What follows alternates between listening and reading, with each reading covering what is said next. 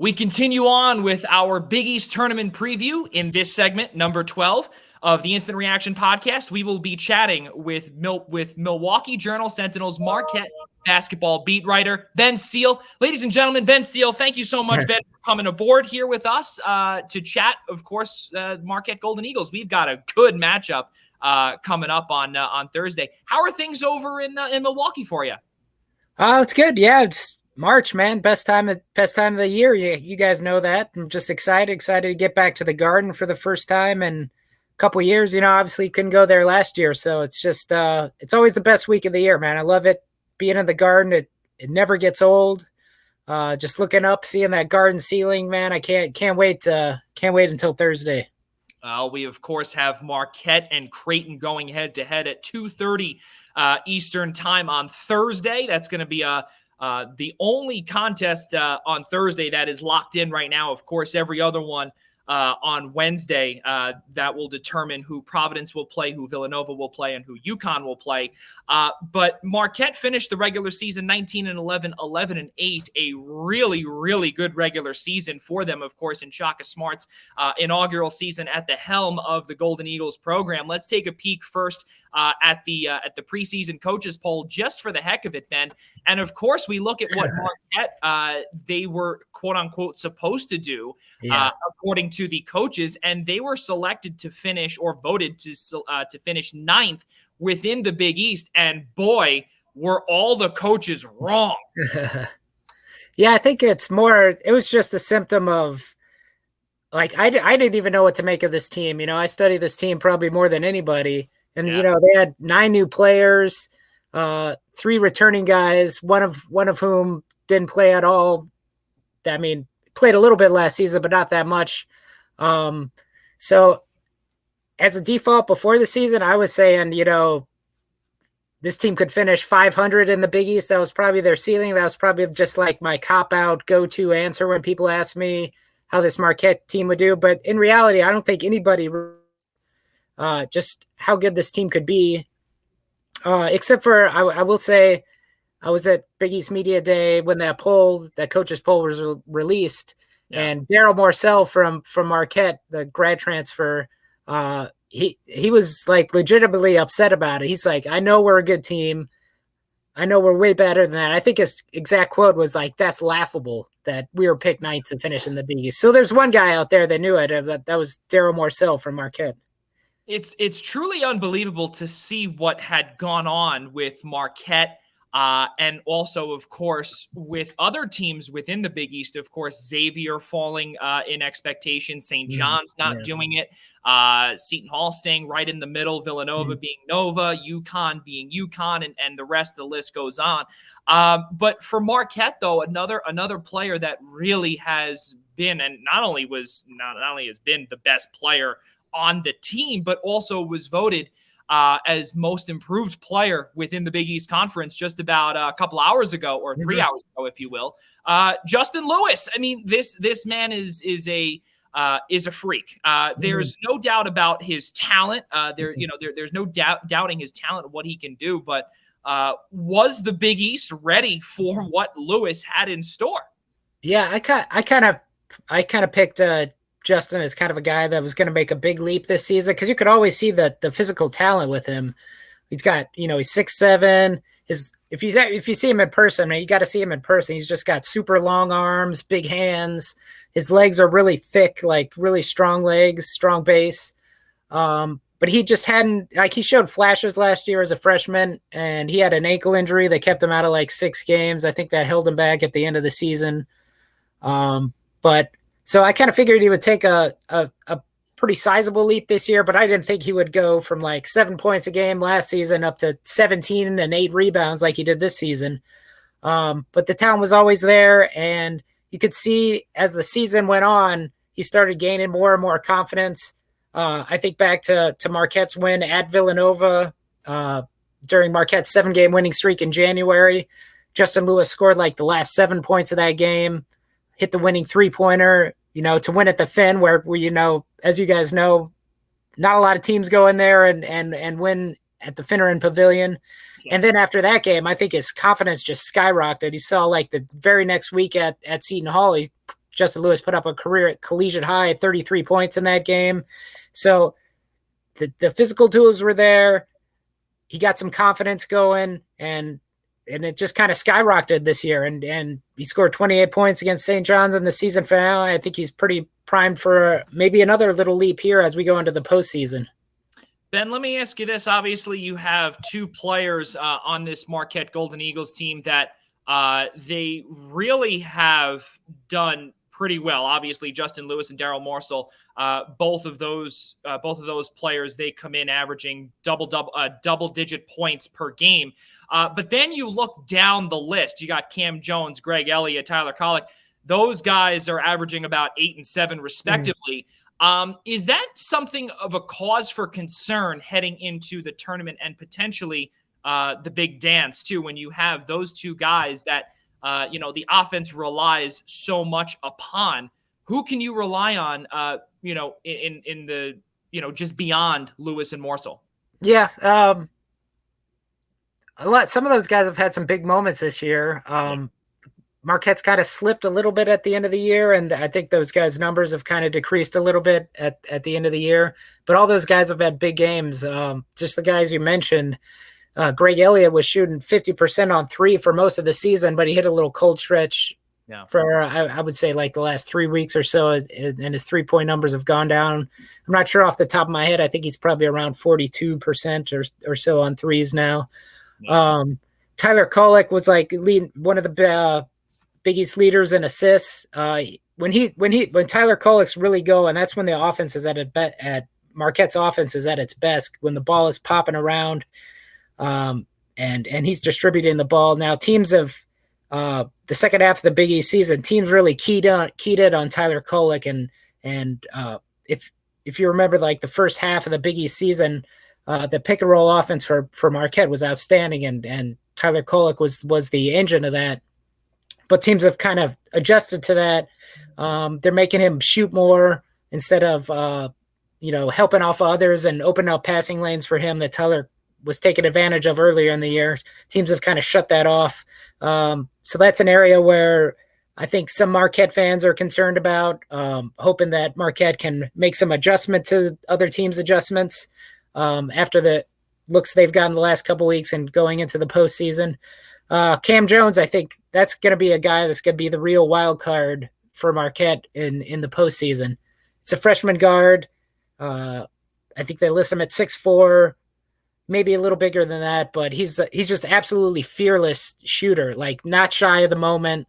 Will pull up from anywhere, 30 feet and in, pull up on a fast break for three, just absolutely fearless. So he's a guy that can get hot in a hurry. Like Shaka Steparts mentioned, I think last week, he said, when Cam makes one shot, he thinks he's on a heater. So, the next shot's going up as soon as he touches the ball. So if he's a guy that can come in and just can change the complexion of a game. So he's the guy I'm looking for as that wild card in the postseason. Well, Cam Jones was named to the All Big East freshman team yesterday when that was released by the conference office.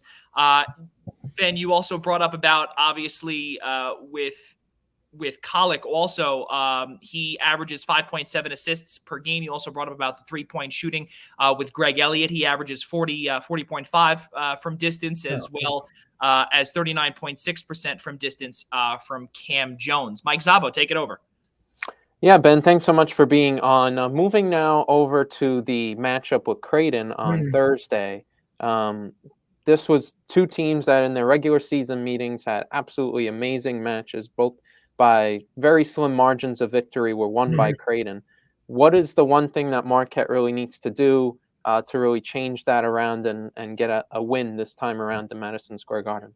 Yeah, I think Marquette's really keyed up for this matchup. Those two games that they played against Creighton were really close, like one or two possessions either way. And Marquette really feels like they left a lot of plays on the table in both those games. Think way back to that first match. I think it was on New Year's Day, the first one in Milwaukee. And Marquette was up 5 with like 20 seconds or 10 seconds left in overtime. And they kind of let Creighton slip back into it and then Marquette didn't foul when they were up 3, and Alex O'Connell hit a 3 to send the game into double overtime. And the game in Omaha, Marquette's offense just kind of fell apart down the stretch. I think they missed their last 6 shots. They had some pretty ugly turnovers. Couldn't get the stops they needed on the other end. So I think Marquette's really looking forward to this because they really feel like they could have beaten Creighton twice, but they're 0-2 in those matchups, and I think they really want this opportunity to kind of avenge those ones, but in the postseason here. But Creighton's maybe a little different team without Nembhard as the point guard, so it'll be interesting to see that matchup. I know they weren't that deep to begin with, so that's going to be interesting to see how that wrinkle kind of changes the matchups a little bit. But I think Marquette's going to be keyed up for this one. Oh, you speak of matchups. If you had to pick out one particular matchup in this game that's really going to determine which side's going to win, what's one matchup that Marquette would have to do well at? I think it's definitely the big guys, Kalkbrenner versus Marquette's big guys, Oso Iguodaro and Kerkweth. Marquette's biggest weakness probably this year, definitely this year, has been allowing offensive rebounds to other teams and struggling to secure defensive rebounds. Either, guys get, both Kerr and Oso are pretty skinny guys, so they can get bounced out a little bit. They can get pushed around a little bit. Marquette's got aggressive defensive style. They switch a lot, so sometimes they're caught out of position. So it leaves them kind of vulnerable on the offensive boards, and opponents have definitely taken advantage of that. Saw that especially against UConn. With Sanogo, really took advantage of that. But Kalkbrenner's like, a 7'1" guy. He poses those same kind of issues. But Marquette also had some success. Kalkbrenner, they like to play that drop pick and roll coverage with him. And so, especially at the game in Omaha, Daryl Marcel was like feasting in the mid range because that was the area that they were giving up in that drop coverage on the pick and roll. So that's definitely on both sides of the ball. The big guys, the matchups between those teams. That's what I'm going to be looking at from the start of the game. I know Shaka Smart really talks about taking care of the basketball. How important in the last matchup against Creighton, I believe Marquette may have turned the ball over about 15 times. How important, especially with Creighton's hot shooting, is it going to be for them to limit those turnovers? Yeah. I mean, that was the big difference in that game. Daryl Marcel, I think when Marquette fought back, and I think they were down 1. I have to double check at the time. I'm going off the top of my head here, but it was 17 seconds left, and Marquette had a chance to win that game in Creighton, and Daryl Marcel just kind of lost control of the ball and just bounced off his leg and went out of bounds. It wasn't even like a forced turnover. It was just a careless mistake. So those definitely, obviously, are the ones you want to avoid. But yeah, against Creighton, against a team that can put up points in a hurry, if you give them, live ball turnovers and get them going the other way, that's definitely something that Marquette wants to avoid. Now, the next question that I want to ask you, Ben, obviously in the last 10 games, Marquette has gone 5-5. Things have gotten a little bit rocky down the stretch, but, at one point it was Marquette where they were losing 5 of their last 8, or they had lost 5 of their last 8. They get a big jolt of energy in their, I guess we can call it, first meeting of the regular season, first and only meeting, since the other game was canceled at Carnesecca Arena. Marquette looked pretty good, and of course, both Mike and myself were both St. John's alum. Mike is actually in our radio station over there on campus at St. John. What did you see from that game that really could potentially propel Marquette over Creighton? What did they do right against a really desperate St. John's team? Yeah, Marquette had lost the 5 losses you mentioned. All 5 of those came in road games. Yeah. So it was good for Marquette just to kind of reset itself, be back at home at Fiserv in Milwaukee. The biggest issue and all the common thread in all those losses was Marquette's defense kind of they lost a little bit of the edge that they played with when they were on that 7-game winning streak in January, where they were taking down the top teams in the conference. So they swept Villanova and swept Seton Hall. Yeah. So I think they were playing as an underdog there. So they had kind of that chippiness in them. And then at the end of the season, they, that wasn't sustainable for them. They couldn't keep that up the last part of the regular season. And they just lost a little bit of their connectivity on the defensive end. Just there were communication breakdowns. They allowed 58 points in the second half against DePaul, in the second to last regular season game. And so they really wanted to come out in that regular season finale against St. John's and kind of, fix those issues. There were still some, they allowed a few breakdowns on the defensive end that St. John's kind of got some wide open layups, especially late in the game. But it was definitely a better performance on the defensive end than they had in those 5 previous games. And we'll see if they can keep it up in the postseason. Ben, the next thing that I want to bring up before we throw this back to Mike to close us out here.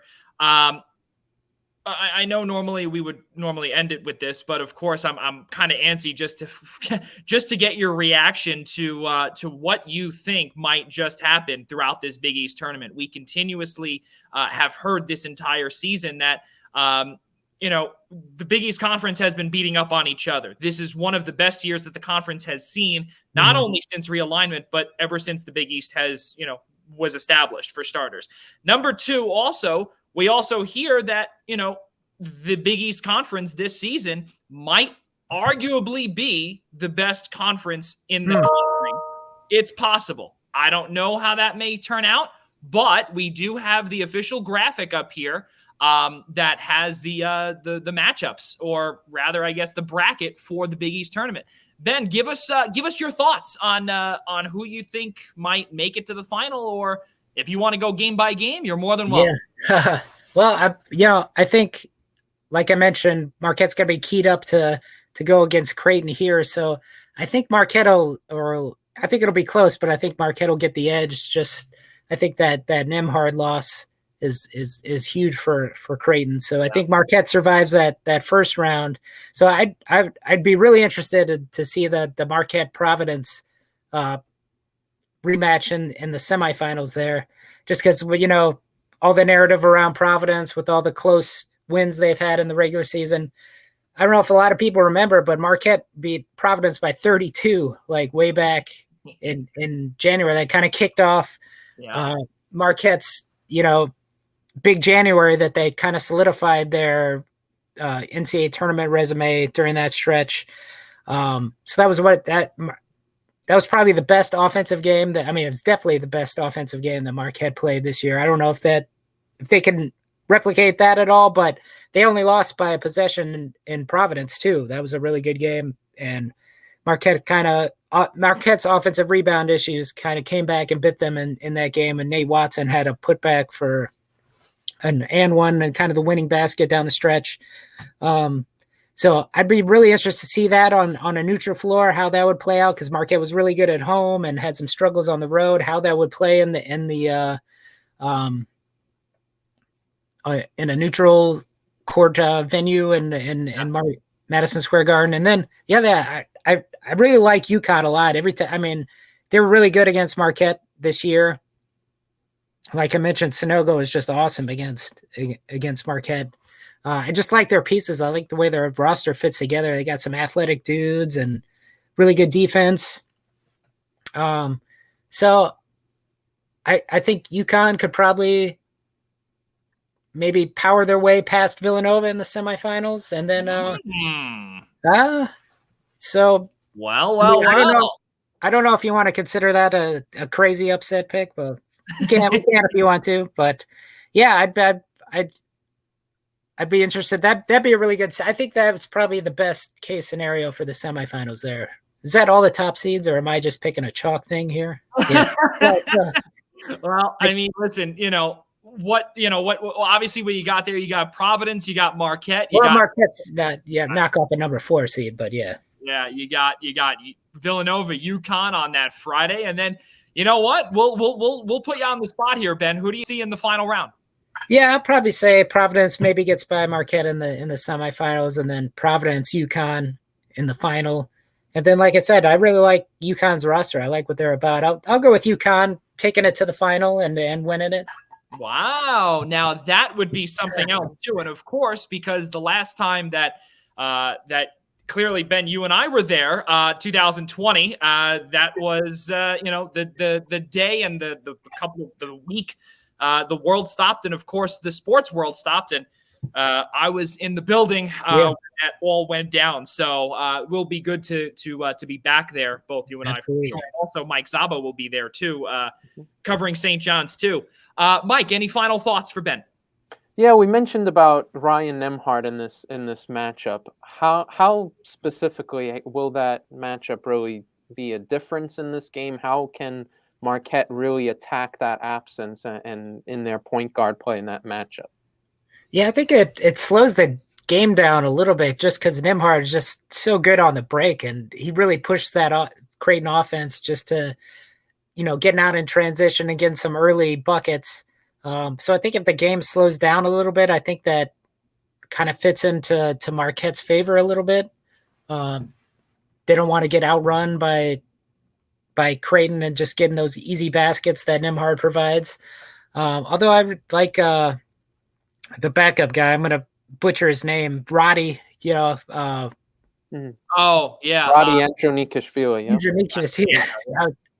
I just call him Roddy, but I actually like him as like a defensive guy. So I'll be interested to see how they defend the pick and roll actions of Marquette with him as the point guard. If it's different, he's got a little more size, a little more length than Nembhard. So I don't know if that will disrupt Marquette at all. So maybe it helps Creighton on the defensive end, but it's definitely a negative on the offensive end that they don't have Nembhard. He's just the way he handles the ball and can attack defenses. I think they're just really going to miss that.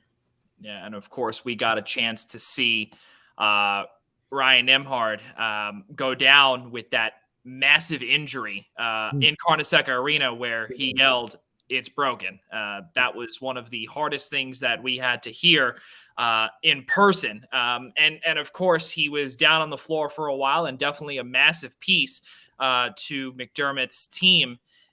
And it's good. It's going to be tough. And I'll be honest with you. I normally in this whole preview, I have not given one prediction. I do believe that Marquette will handily take down Creighton, and I think Ryan Nembhard's absence will play a massive role because tournament time, Ben, as you said, it's March Madness. It's a completely different animal for sure. Yep. Any predictions I made, just erase the tape if this never happened. Ladies and gentlemen, Ben Steele, Milwaukee Journal Sentinel, Marquette Golden Eagles men's basketball beat writer. Ben, thank you so much. Safe flight into New York, and I'll definitely introduce myself to you on Wednesday or Thursday or whenever you're there. And we'll see you on this week. I can't believe it's already this week. Yeah. Crazy. Absolutely. I look forward to it. See you in the garden. All right. Ladies and gentlemen, we'll be back with another episode of the Instant Reaction Podcast and our Big East Tournament preview right after this on the Eastern Observer.